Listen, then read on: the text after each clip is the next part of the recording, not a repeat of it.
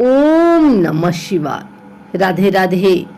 आइए सुनते हैं महाशिवरात्रि व्रत कथा, पूजन विधि एवं आरती।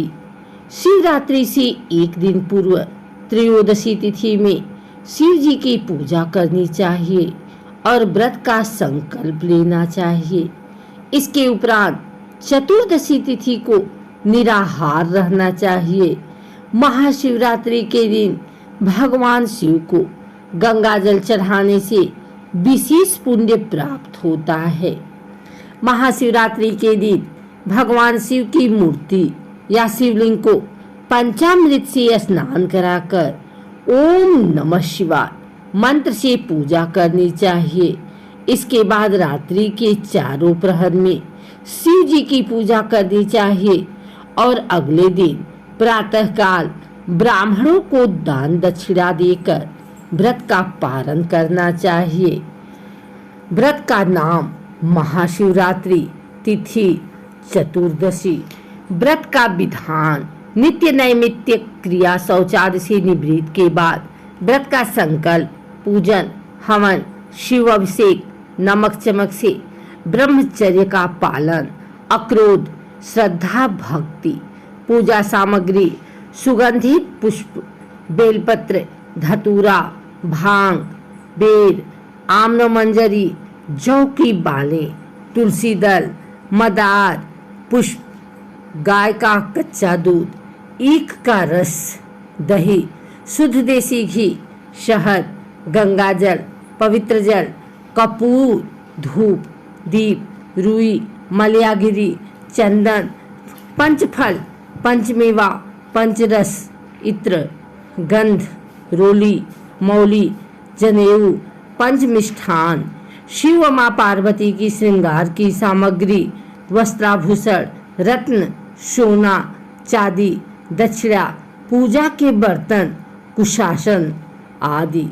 व्रत व पूजा के मंत्र: ओम नमः शिवाय का जाप या मनन श्रद्धा व ध्यान से करें। आइए सुनते हैं महाशिवरात्रि व्रत कथा।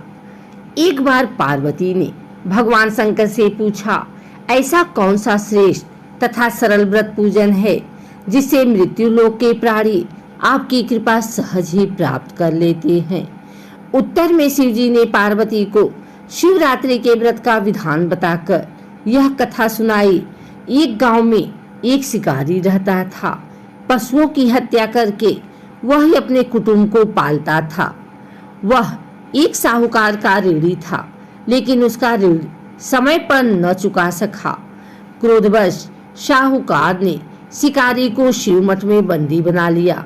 संयोग से उस दिन शिवरात्रि थी। शिकारी ध्यान मग्न होकर शिव संबंधी धार्मिक बातें सुनता रहा। चतुर्दशी को उसने शिवरात्रि की कथा भी सुनी। संध्या होते ही साहूकार ने उसे अपने पास बुलाया और ऋण चुकाने के विषय में बात की। शिकारी अगले दिन सारा ऋण लौटा देने का वचन देकर बंधन से छूट गया। अपनी दिनचर्या की भांति वह जंगल में शिकार के लिए निकला, लेकिन दिन भर बंदी गृह में रहने के कारण भूख प्यास से व्याकुल था।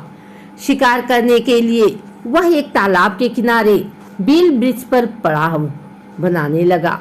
बेल वृक्ष के नीचे शिवलिंग था जो बिल्वपत्रों से ढका हुआ था।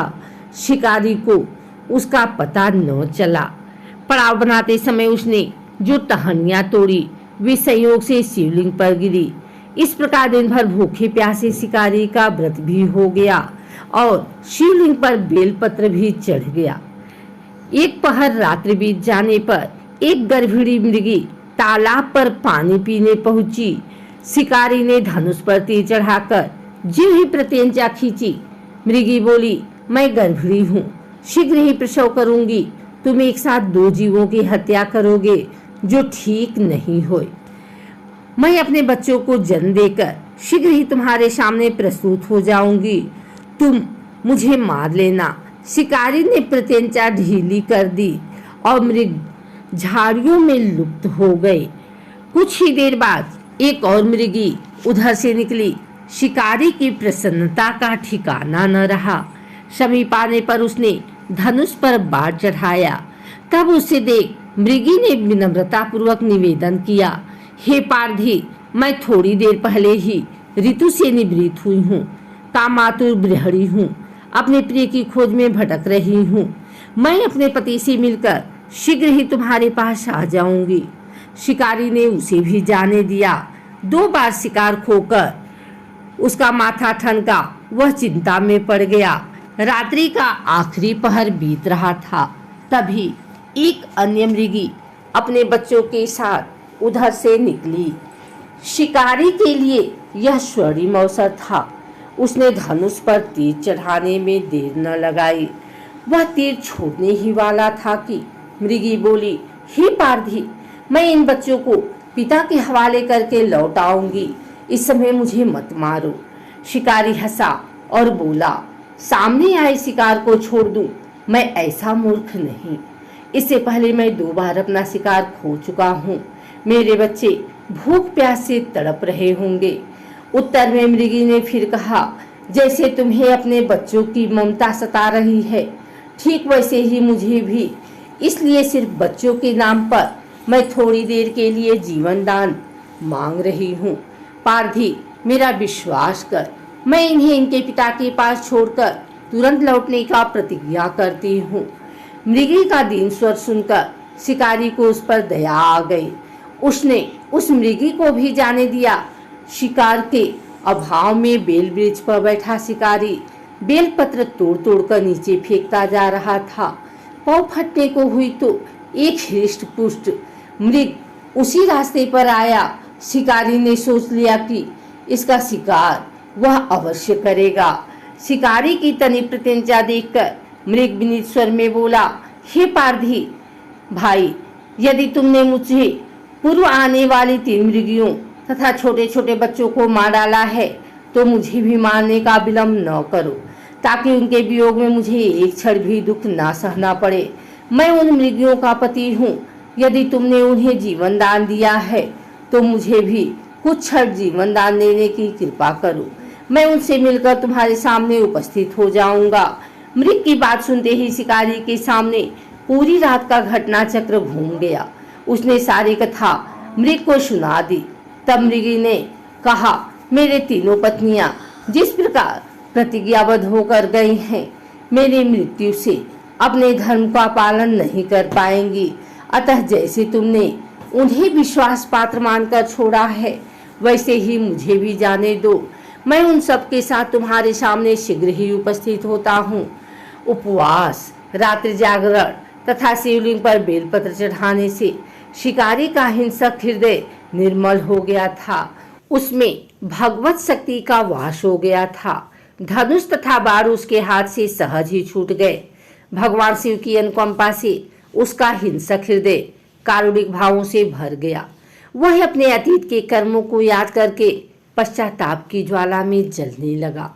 थोड़ी ही देर बाद मृग सपरिवार शिकारी के समक्ष उपस्थित हो गया ताकि वह उनका शिकार कर सके, किंतु जंगली पशुओं की ऐसी सत्यता, सात्विकता एवं सामूहिक प्रेम भावना देखकर शिकारी को बड़ी ग्लानि हुई। उसके नेत्रों में आंसुओं की झड़ी लग गई। उस मृग परिवार को न मारकर शिकारी ने अपने कठोर हृदय को जीव हिंसा से हटा सदा के लिए कोमल एवं दयालु बना लिया। देवलोक के समस्त देव समाज भी इस घटना को देख रहा था। घटना की परिणति होते ही देवी देवताओं ने पुष्प वर्षा की। तब शिकारी तथा मृग परिवार मोक्ष को प्राप्त हुए। जय शिव ओंकारा, ओम जय शिव ओंकारा। ब्रह्मा विष्णु सदा शिव, अर्धांगी धारा। ओम जय शिव ओंकारा। एकानन चतुरानन पंचानन राजे, हंसासन गरुडासन वृषवाहन साजे। ओम जय शिव ओंकारा। दो भुज चार चतुर भुज, दस भुज अति सोहे। त्रिगुण रूप निरखता, त्रिभुवन जन मोहे। ओम जय शिव ओंकारा। अक्षमाला बनमाला रुंडमाला धारी। चंदन मृग मद सोहे, भोले शशिधारी। ओम जय शिव ओंकारा। श्वेतांबर पीतांबर बाधांबर अंगे। शनिकादिक गरुड़ादिक भूतादिक संगे। ओम जय शिव ओंकारा।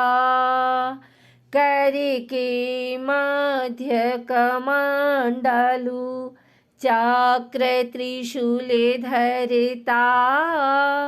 जग करता जग भरता, जग संहार करता। ओम जय शिव ओंकारा। ब्रह्मा विष्णु सदा शिव, जानत अविवेका। प्रणवाक्षर में शोभित, ए तीनों एका। ओम जय शिव ओंकारा। काशी में विश्वनाथ विराजत, नंदी ब्रह्मचारी। नीति उठी भोग लगावत, महिमा अति भारी। ओम जय शिव ओंकारा। त्रिगुण स्वामी जी की आरती, जो कोई नर गामी। कहत शिवानंद स्वामी, मन वांछित फल पामी।